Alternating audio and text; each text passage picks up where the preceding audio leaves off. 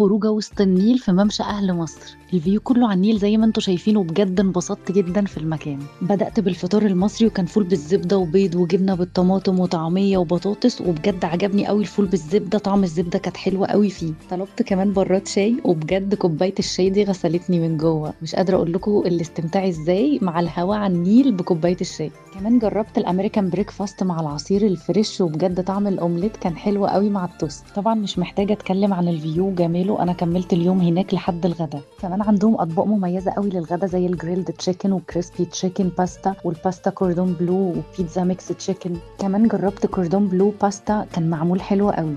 كمان جربت البيتزا بتاعتهم وعجبتني قوي التشيكن رانش، وقطع الكريسبي اللي عليها كانت مقرمشة وطعمها حلو قوي.